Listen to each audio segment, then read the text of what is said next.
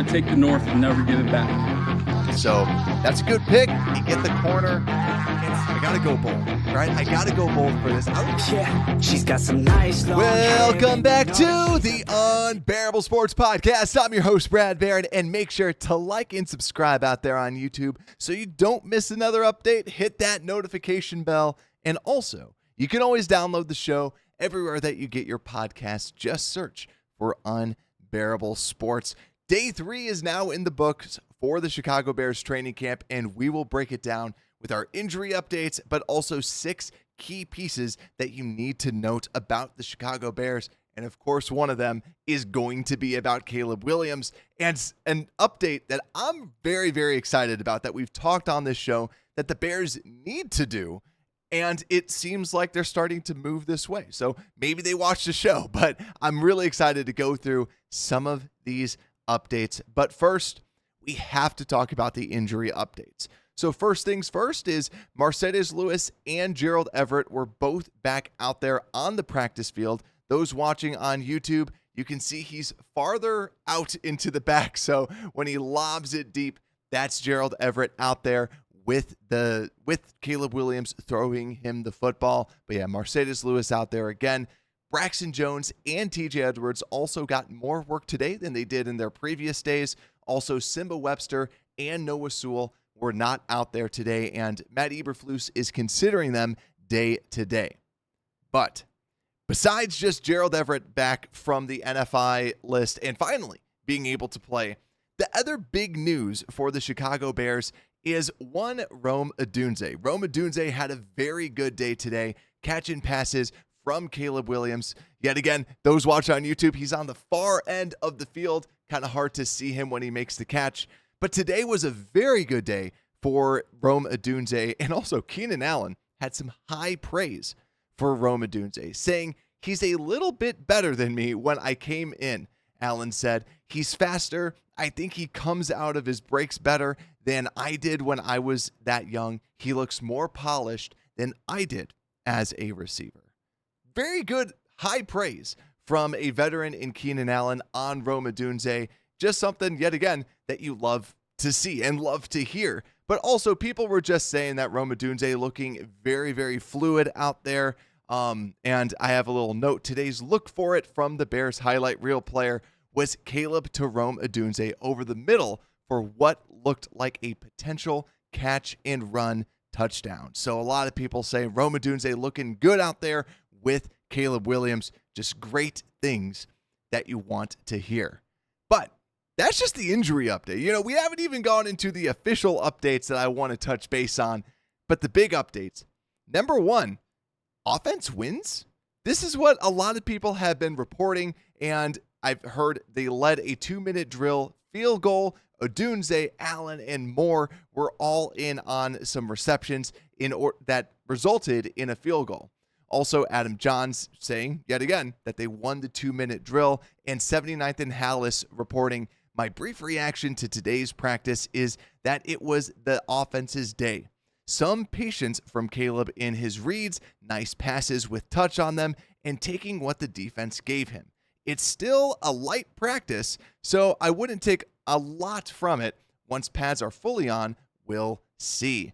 And that's kind of the big news from today, is that the Bears finally winning a 2-minute drill. So something that obviously it sounds like that was kind of our big issue that we had. But ultimately, offense kind of winning today, if you will, quote unquote, which I'll talk a little bit later as to why I'm not super sold on this whole narrative that the Bears offense kind of won today or looked better today because of what the defense was able to put out there.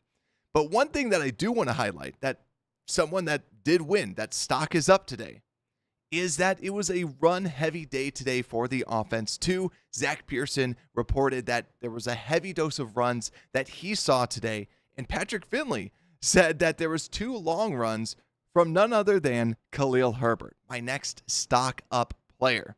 And Pat the designer said Khalil Herbert not going to make the decision to move on from him easy. And Carm from CHGO saying that he gets the ball and is like Forrest Gump and keeps on going and going. lots and lots of high praise for Khalil Herbert, where people are just saying, when he gets the ball, this dude is just going to run. This guy is fighting for his job. And here's the thing. I kind of push back a little bit on what Pat the designer said, where the decision to move on from him, maybe he means after this season. But I do know that there's a lot of people that have talked about Khalil Herbert potentially not being on this team for the next season or for the long term. And for the long term, I still think it's a question.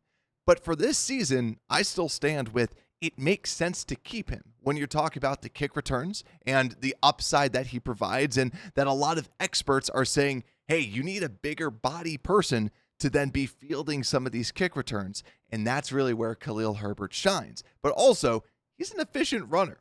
Very, very good runner. And that's what they're seeing out there during the practices. And also, they were mentioning too, he was catching the ball fluidly out there.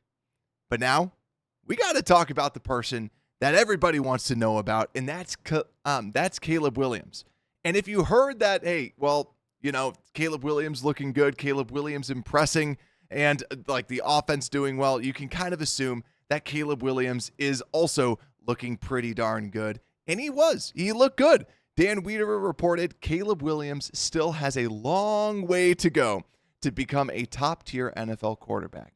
But man, oh man, some of the QB feel stuff he shows, yep, it's in there. Special is in there. And also Bear Report mentioned too, the arm talent is there for Caleb Williams. We haven't seen a ton of big plays downfield yet. Practices have been slow on purpose, but even when plays are quote-unquote sacks, he still flicks it and makes it look easy. And time again, more people that I just hear that are watching him keep talking about the pocket presence, the arm that he has. And the pocket presence that's there, Tevin Jenkins even took note and said, he said that he likes Caleb's pocket presence, where he steps up and makes plays, something that we just did not see with Justin Fields. We didn't see him kind of move around the pocket the way that we want him to move around the pocket. With Caleb Williams, people are starting to see that, and Tevin Jenkins is one of those that is seeing that. And even Pat, the designer, said too, Caleb Williams has a feel for the pocket that for him being a rookie is impressive. It could definitely be a benefit to the offensive line. So yet again, throwing no shade at Justin Fields, having a quarterback that can get the ball out quick, get the ball out fast is something that Caleb Williams has been doing in these practices. Also, Nick Moriano and also Mark Carmen from CHGO both were stating that the biggest takeaway when watching Caleb Williams is just the way he can flick the ball out and just get the ball out so quick with arm angles and just the speed. He has this smooth confidence to his game as well with Caleb Williams throwing the football. All things you want to hear about your quarterback. So it's a good time. It's a good time to be a Bears fan since, hey, Caleb Williams, stock rising, looking good in training camp. And next, right, I want to flip over to I forgot one more thing. Before we flip over to the defense, I want to talk about that DeMarcus Walker also said that he was mad about the LA media. Why? Because he said that Caleb Williams was really labeled as a prima donna, and he's not that.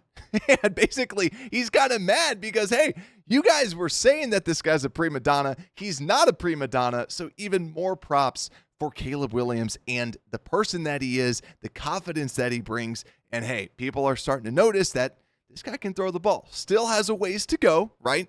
Like we stated, hasn't necessarily thrown these gigantic bombs of passes, but is just running the offense. And you see the talent that he plays with, sees the confidence that he plays with. So now, let's flip over to the defense. Because although that Caleb Williams, all this discussions about, hey, Caleb looking good and the offense winning their first 2-minute drive, Adam Johns reported the defense dominated one team period. Looked like Caleb Williams could have been sacked on every play. And when diving deeper into it, Nicholas Moriano put out there, during the team period, Montez Sweat had back-to-back plays where he created instant pressure.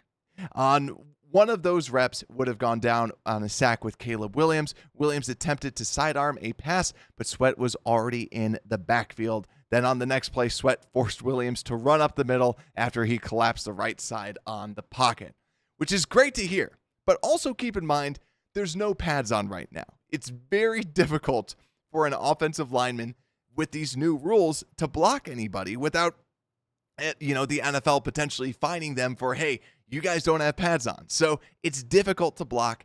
Also, if you were curious, this was on Darnell Wright. And also, people were stating too, Adam Johns was saying that the pressure that was created, it was not because of Caleb Williams holding onto the ball too long, which, depending on who you are, you could take that as good news and you can take that as bad news. I'm taking this as good news because, hey, there's no pads on. So ultimately, that's why I'm saying probably better that Caleb Williams is getting the ball out quicker because, hey, when the pads are on, now they can actually start to block some people. But overall, it just seems like the defense was getting in the face of Caleb Williams, and Caleb Williams was getting the ball out fast. So now, this is the thing that I was so excited to hear, so excited to see, and that's DeMarcus Walker started lining up on the inside and playing some defensive tackle today in the 2-minute drill. There was Jake Martin was playing the defensive end spot during those 2-minute drills, but it's something that we have been talking about on this show. DeMarcus Walker is a better defensive tackle than he plays better at defensive tackle than he did at defensive end. Now, he's 280, so he's still an undersized D tackle, but that's kind of the whole reason why you wanted him and why it was good that we signed him. But he only played 74 snaps at D tackle last season and over 600 at defensive end. So it's nice to hear, hey, he's getting snaps at D tackle in the 2-minute drill because that's what I want to see. I want to see him being that in between defensive end, defensive tackle, and then you can sign another defensive end. You can bring in a Carl Lawson, a Unique Ngakoue who might be going to the Miami Dolphins.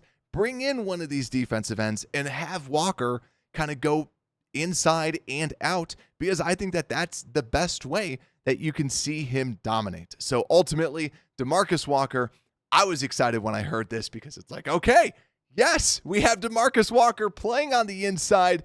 That's what we want to see. That's something that I think could really benefit this team and bolster this interior of the defensive line, but also give an Austin Booker a chance to be a third down pass rusher while DeMarcus Walker goes on the inside of the defensive line. Good way to kind of put your best players out there for a given time. And the last takeaway, we have to talk about the center battle and what is going on. So today it was Orion Bates Day. He was the starter, but a big takeaway when asked about who is the leader on this offensive line, the vocal leader of this offensive line, Ryan Bates. So Ryan Bates, kind of the new leader on this offensive line group because Braxton Jones, quiet. Darnell Wright, quiet. Nate Davis, quiet. And Tevin Jenkins, even though he's fun, he is more of a reserve type of player. So it was nice to kind of know who is kind of the leader on this offensive line. Ryan Bates right now is that. And does that make him a front runner to be the starting center? Well, hey, if you have the leader of the offensive line at that center position, that is something good. But yet again, that was Lucas Patrick last year as well, and we saw where that brought us. So overall, though, I'm rooting for Ryan Bates because if he can give us some excellent play at the center position, awesome. If not, and Coleman Shelton looks better, then cool. Then Coleman Shelton's the center, and we have a good backup in Ryan Bates at center and guard.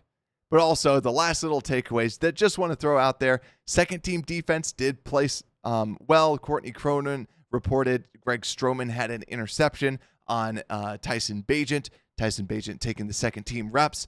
And then also, just to follow up with the punt returns information, it was reported that 11 people were returning punts. So yet again, not a great look for Velus Jones since that punt return position is still up in the air, but around 11 people were returning punts, just in case anyone was curious. But hey, That is day 3 in a nutshell in just under 15 minutes. So make sure to like and subscribe out there on YouTube. Hit the notification bell because we will have you covered with all the things that you might have missed with training camp. So you want to make sure you are staying tuned for our updates. Also, with that, Unbearable Sports Podcast, we are out.